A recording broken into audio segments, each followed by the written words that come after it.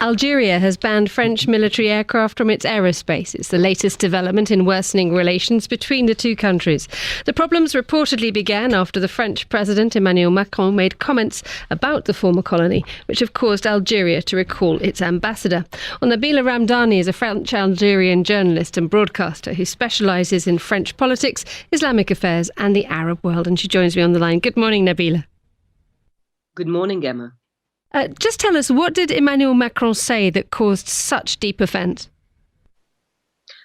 Well, the immediate causes of the diplomatic tensions between Algeria and France are twofold, really. In practical terms, there was the reluctance of France to allow visas for Algerians, which is a frequent bone of contention between the two countries. And more generally, what is perceived as an unhelpful and indeed highly disrespectful attitude towards the Algerian Republic by Emmanuel Macron. More specifically, Mr. Macron had told descendants of those who fought in the War of Independence from France that Algeria was now ruled by a political military elite and had totally rewritten its history, and history that is not based on truth, he said, but he added on a discourse that is based on hatred of France. And he very much presented Algeria as a kind of totalitarian system based on military control, while underplaying the sheer barbarism of France's occupation of Algeria. I mean, gas chambers were invented by the French in Algeria, for example. So it's this discourse by Macron that led to Algeria removing their ambassador from Paris and also banning French military planes from its airspace. And remember that Algeria is a massive country and one that French planes regularly use to get to other parts of Africa, not least of all to take part in anti-terrorism activities in the Sahel. The Élysée Palace has since made it clear that Mr. Macron was not speaking in an official capacity, but they didn't deny that he said all that. So that's all pretty academic.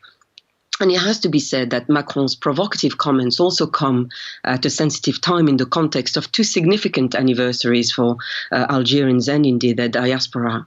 They came only a few days ahead of the 60th anniversary of the massacre of up to 300 Algerians on mainland France by the Paris police on the 17th of October 1961, when peaceful protesters supporting the nationalist cause were drowned in the Seine River, beaten to death in police stations and hung on trees. And Macron's comments also came just a few months before the 60th anniversary of the end of the Algerian War, which lasted from 1954 to 1962 and the country's independence. So all this has opened a diplomatic crisis of unprecedented magnitude between the two countries, while Macron has been accused of pandering to the far right in an attempt to get re-elected in the presidential election in April. Reason why he said these comments, because, you know, if the Élysée Palace is saying this is not him in his official capacity, I mean, eyebrows must be raised there, because if you're the president of France, you're the president of France, surely. Well, absolutely. And more crucially, Mr. Macron has a terrible reputation for his mixed messages over Algeria. At one stage, he said that the country deserved a full apology for the barbaric, he said, way it was treated by French colonialists, saying that it amounted to crimes against humanity.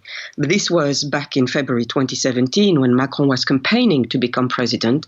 He said all that during a trip to Algiers when he made those comments on an Algerian news channel. An important point to make here is that there is a massive Algerian diaspora in France, and they are seen as a very big and important voting constituency. But Macron's most recent sounding has been less conciliatory towards Algerians, and this hasn't suddenly just happened.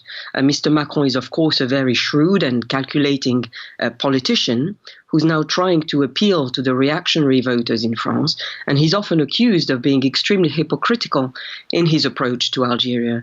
Recently, he has been expressing muddled support for the anti-establishment forces in Algiers, and particularly the vast movement that has been challenging the government, the Hirak movement. Algeria has a hugely reactionary system of government, which is often referred to as le pouvoir, or the power. And this goes back to a country that was in an extremely fragile state following 132 years of colonization by the French. And to give you a bit of historical context, French decolonization unlike the British one, was a hugely brutal affair, and it involved some of the worst wars in modern history in countries such as Vietnam and, of course, Algeria. And remember that unlike British India, French Algeria was considered part of mainland France, so the shock of losing the war was devastating for France and almost led to civil war in France. And a lot of the issues that the Algerian war raised have not been resolved. And a lot of people don't know that or don't realize it. But the current Fifth Republic was actually created to deal with the Algerian nationalists. And one of the measures was to create a super strong president. And of course, Mr. Macron is the current incumbent of that. He's in a massively powerful position.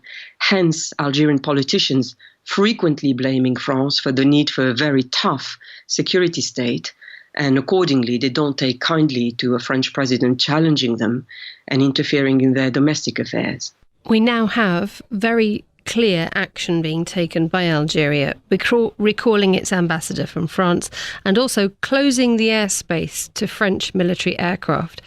What damage does this do to security in the Sahel, in which the operations, France is really, really closely tied up, isn't it? Yes, absolutely. It absolutely brings into perspective the many relations that France have with Algeria, and security being one of them, and a very prominent one. But the responses to Emmanuel Macron's remarks have been quite varied, and quite naturally, it depends who you speak to. The reactions in Algeria, for example, there were anti-establishment demonstrators who welcome expressions of dissent towards the ruling elite, young Algerians who want to change, who want a change in Algeria. And there will also be those who support the elite and millions of people in between who think Algeria needs some kind of reform while still supporting the system. But again, generally, as in all sovereign states, people don't particularly like outside powers interfering in their affairs, especially not when the people interfering are from the former colonial power. The Algerian presidency condemned in a statement any interference in its internal affairs and called Macron's remarks irresponsible.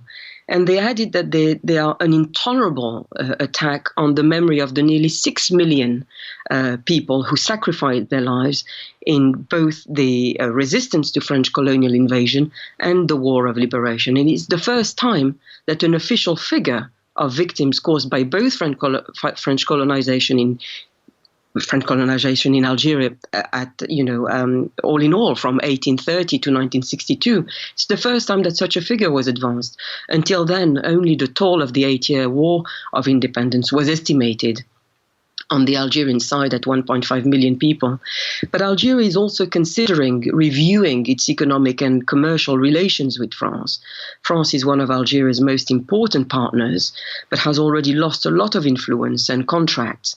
And while Algeria remains France's main gas supplier, well, that might be about to change. Tell us how this resolves itself. Well, I think there will be, the crisis seems to be deepening, and the more Macron veers to the far right to try to attract a very important constituency of voters in the forthcoming elections, the less likely this crisis is going to be resolved. So I'm afraid it's not looking terribly good at the moment. Nabila Ramdani, thank you so much for joining us on the line.